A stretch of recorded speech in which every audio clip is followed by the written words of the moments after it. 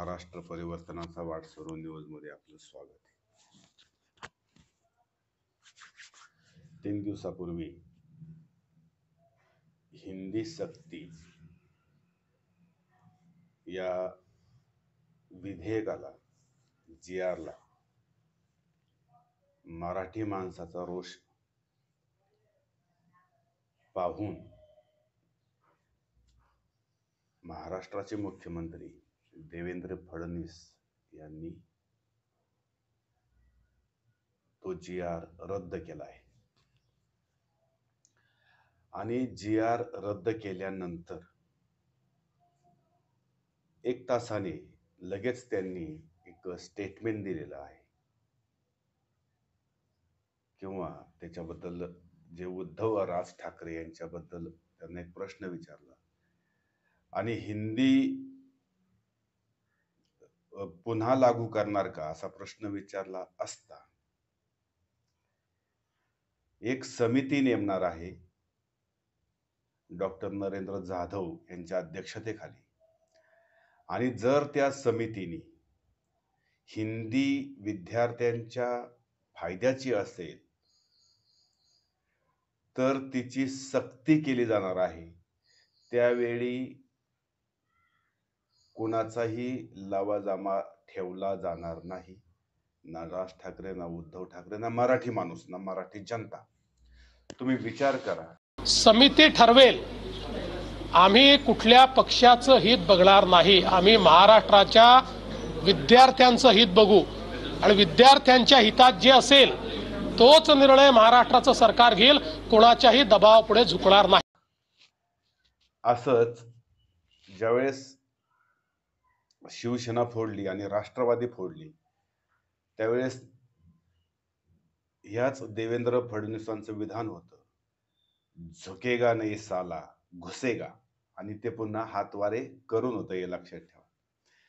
तर मी 2 दिवसापूर्वी एक व्हिडिओ केला होता, देवेंद्र सरेंडर, आणि त्यात असं म्हटलं होतं शेवटी की देवेंद्र फडणवीसांचा अपमान झाला आहे, तरी मराठी जनतेने आणि महाविकास आघाडीतल्या नेत्यांनी गाफील राहू नये, कारण देवेंद्र फडणवीस जे डिसिजन असतात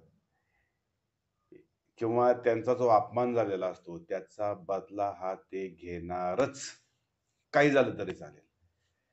मग ती व्यक्ती विचार सुद्धा करणार नाही की आपण काय करतोय। तुम्ही एक देवेंद्र फडणवीसांची तुम्ही एक जनरल पोझिशन पाहिजे का कधी? त्यांचं चालणं, बसणं, उठणं, बोलणं, तो माणूस आतल्या आतमध्ये एक सुखावलेला आहे, लक्षात ठेवा। आणि त्याच्या चेहऱ्यावरती एक मिश्किल हास्य आहे, कारण तो कायम हसत असतो आणि डुलत डुलत चालत असतो।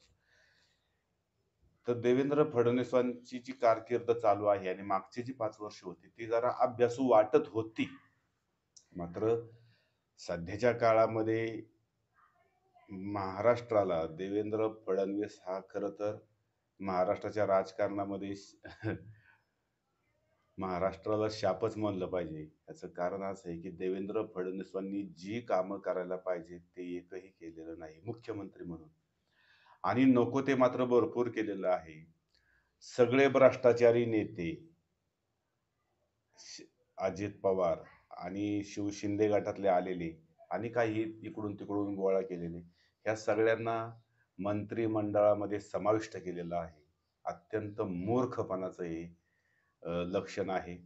त्याच्यानंतर महाराष्ट्रातले सगळे भ्रष्ट अधिकारी प्रशासकीय सेवेमधले, त्यांना कुठलाही धरबंद राहिलेला नाही, लक्षात ठेवा। कायदा सुव्यवस्था, पोलीस प्रशासन, महसूल विभाग, कॉर्पोरेशनच्या सगळ्या ठिकाणच्या जागा, सगळं न्यायाधीश, न्यायालय, सुप्रीम कोर्टात सकट सगळं यांनी ते बंदिस्त करून ठेवलेलं आहे, खरेदी केलेलं आहे। आणि तुम्हाला सांगतो, गेल्या 4-6 महिन्यामध्ये महाराष्ट्रामध्ये सगळ्यात जास्त खून झाले, सगळ्यात जास्त बलात्कार झाले, सगळ्यात जास्त विनयभंग झाले, लोकांच्या जमिनी हडपल्यात। आणि रस्त्यांची कामं चाललेली आहेत. शक्तिपीठ महामार्ग होणार आहे. समृद्धी महामार्गाची वाट लागलेली आहे. अख्ख्या समृद्धी महामार्गावरती तुम्हाला एक थेंब पाणी मिळत नाही, लक्षात ठेवा. तडफडून माणूस मरतोय पाण्याशिवाय. म्हणजे हे काय आहे, लक्षात ठेवा. तर देवेंद्र फडणवीस हा महाराष्ट्राच्या मुळावर उठलेला उपटसुंभच आहे, लक्षात ठेवा. आणि हिंदी सक्ती पुन्हा करणार आहे. फक्त आता इलेक्शन डोळ्यासमोर आल्यामुळे स्थानिक स्वराज्य संस्थांचं आणि उद्धवराज ठाकरे एकत्र येतील आणि फार मोठा मराठी माणूस एकत्र येईल. त्याचं रूपांतर मतांमध्ये होईल. ह्या खरं तर मराठी माणूस कुठं गेलेलाच नाहीये. त्यांनी लोकसभेमध्ये दाखवून दिलेलं आहे आणि महाविकास आघाडीला जास्त मतं पडली होती. लोकसभेमध्ये, विधानसभेमध्ये यांनी जे घोटाळे केले, कारनामे केले, नको ते उद्योग केले, ईव्हीएमचा घोटाळाच केलेला आहे. लाडक्या बहिणीचा एवढा परिणाम होणार नाही. देवेंद्र फडणवीस काय झाले की म्हणतो एस-आय-टी नेमू, सीबीआयची चौकशी करू आणि काय ते ईडी-शिडी लावू आणि ती लावू तर लावू कोणाला लावू? जे लोकांच्या हिताचं आहे, सर्वसामान्य जनतेच्या हिताचा आहे, तो शिरसाट. अरे किती संपत्ती, त्याची चौकशी पण नाही. त्याच्या मुलावरती एका बाईने आक्षेप घेतला होता लैंगिक अत्याचाराचा. ते प्रकरण तिथंच दबलंय. त्याची वाच्यताही केलेली नाही. मग आता माध्यमांना शिरसाटांनी पैसे दिले का? आणि ते प्रकरण, तो जयदेव गोरे, गोपीनाथ आपला तो सॉरी हा धनंजय मुंडे हा एक उपटसुंभ आता मध्येच आलाय, काल परवा दिवशी पहिलं त्याचे आलेले. आणि त्यांच्या तिथं एका मुलीचा विनयभंग झालेला आहे एका शिक्षकाने. तुम्ही डिसिजन कुठले घेताय? मूर्ख आहे का देवेंद्र फडणवीस? बलात्काराच्या केसवरती एस-आय-टी नेमतो का तू, येडे आहे? म्हणजे तू काय मुख्यमंत्री काय मूर्ख माणूस आहे हा.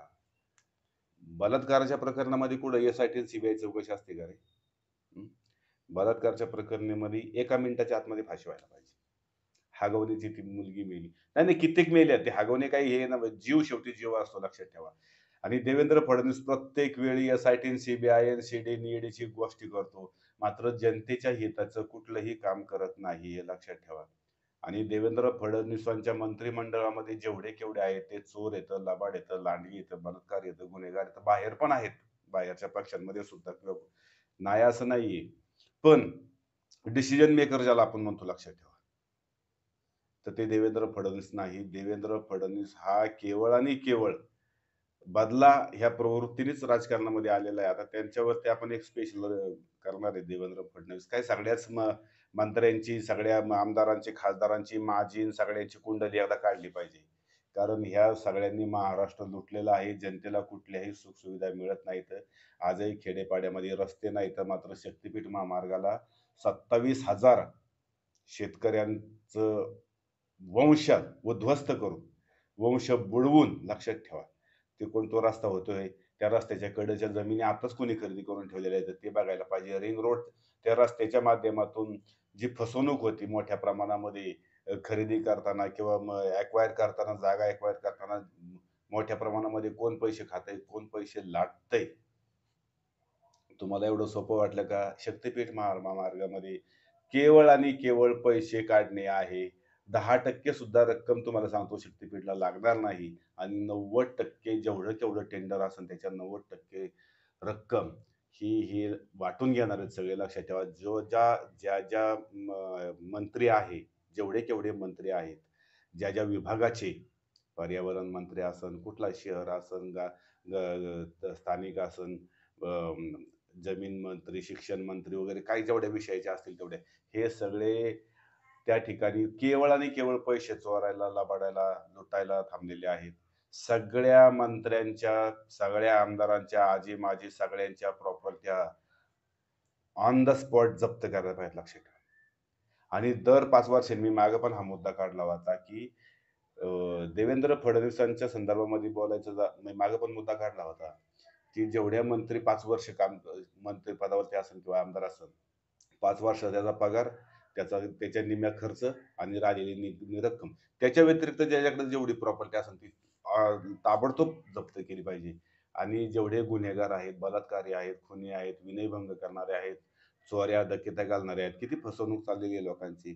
त्यांच्या म्हणजे अ, त्यांना म्हणजे फाशीच व्हायला पाहिजे. दुसरं ठेवू आता लोकसंख्या एवढी प्रचंड वाढलेली आहे भारताची, की ती कुठेतरी त्याला नियंत्रण करायला पाहिजे. मग ती जर नियंत्रण करायची असेल, तर लोकांना भुकेने मारण्यापेक्षा आणि त्यांचं जमीन घेऊन त्यांचे आयुष्य उद्ध्वस्त करण्यापेक्षा आज मी तिला महाराष्ट्रामध्ये कमीत कमी 10, 15, 20 कोटी त्यात आमदार, खासदार, मुख्यमंत्री सगळे आले. जेवढे गुन्हेगार आहेत त्यांना फाशी द्या म्हणजे बऱ्यापैकी समाज जरासा स्थिर होईल, स्थावर होईल. कारण नवी लोकं येणारी सुद्धा आहेत आणि तर शिकलेल्यांच्याबद्दल काय बोलालो, त्यांनी सुद्धा फार वाट लावून टाकलेली आहे. त्याच्यामुळे देवेंद्र फडणवीस देशामध्ये नरेंद्र मोदी सुद्धा मोदींचं पण काही काम एवढं चांगलं नाहीये. ज्या मोदींनी अजित पवारवरती 70,000 कोटींचा घोटाळ्याचा आरोप केला आणि 8व्या दिवशी अजित पवारला ती व्यक्ती जर मंत्रिमंडळात घेत असेल, त्यांच्या पक्षा म्हणजे नाही का त्यांच्याशी युती करत असेल, तर ही सुद्धा व्यक्ती काय योग्यतेची आहे आणि त्यांच्या शब्दावरती किती विश्वास ठेवायचा हे पण फार महत्वाचं आहे. हा हिंदू धर्म, हिंदुत्व हे सत्यावरती आधारित चालतं. सत्यमेव जयते लक्षात ठेवा आणि सत्यानेच कष्ट करून मिळालं तर खाण्यात उपाशी मारा अशी वेळ असं असतं ते लक्षात ठेवा. एवढं सोपं नाही. हिंदुत्वाचं नाव घ्यायचं, देवादिकांना पूजायचं, अर्चायचं, सगळं करायचं आणि वाईट कामं करायची. जनतेला पिडायचं, जनतेची पिळवणूक करायची. अरे इंग्रजांनी सुद्धा आणि मुसलमान त्या इस्लामी राजवटीने सुद्धा एवढं जनतेला छळलं नसेल, एवढे छळ चाललेले आहे आता सध्या संपूर्ण भारतामध्ये, महाराष्ट्रामध्ये. आणि देवेंद्र फडणवीसवरती कधी भरोसा ठेवू नका. त्याचं स्टेटमेंट तुम्हाला मी आता ऐकवणारच आहे, लक्षात ठेवा, की ते काय म्हणते, की कुठलाही मुलाहिजा न ठेवता, म्हणजे जनतेचं सुद्धा न ऐकता, जर समितीने म्हणजे त्या डॉक्टर नरेंद्र जाधवला असं वाटलं, की हिंदी गरजेची आहे. गरजेची त्याला वाटणारच नाहीये. म्हणजे ते काय तो माणूस तेवढा अभ्यासू पण नाहीये. हिंदी सक्तीची करावी लागेल. मुलांच्या हिताची आहे किंवा जनतेच्या समाजाच्या हिताची आहे, तर ती केली जाईल असं देवेंद्र फडणवीस म्हणला आणि तो करणार लक्षात ठेवा. कारण त्याचा फार मोठा अपमान झालेला आहे आणि देवेंद्र फडणवीसला चुकीचं असून सुद्धा जर अपमान वाटत असेल, तर ते फार महाराष्ट्राच्यासाठी धोकादायक आहे लक्षात ठेवा. देवेंद्र फडणवीसांचा आजपर्यंत 5-6 महिन्याचा कालावधी पाहता एकही चांगलं काम केलेलं नाही. महाराष्ट्राला ही व्यक्ती महाराष्ट्रातल्या जनतेचा ऱ्हास करणार आहे. मराठी संस्कृतीचा ऱ्हास करणार आहे. मराठी भाषेचा ऱ्हास करणार आहे आणि त्याच्याही व्यतिरिक्त तुम्हाला सांगतो शक्तिपीठ मार्ग थांबवणार नाही लक्षात ठेवा ही व्यक्ती. ही अशी माणसं ही समाजाला घातक असतात, जनतेला घातक असतात आणि त्यांचं कशाशी घेणं-देणं नसतं. ते फक्त फुशारक्या मारत असतात आणि मंत्रिमंडळामध्ये सगळे भ्रष्ट अधिकारी त्यांनी घेतलेले आहेत. मी मागं म्हटलं होतं, की देवेंद्र फडणवीसचा अपमान सहन करणारा नाही हा माणूस सहन करू शकत नाही. त्याच्यामुळे ते आता म्हणते, की झुकेगा नहीं, घुसेगा साला आणि ते आता महाराष्ट्रामध्ये घुसणार. तुम्ही गंमत बघा पुढच्या काही काळामध्ये. आता फक्त निवडणुका होऊ द्या. जय श्रीराम.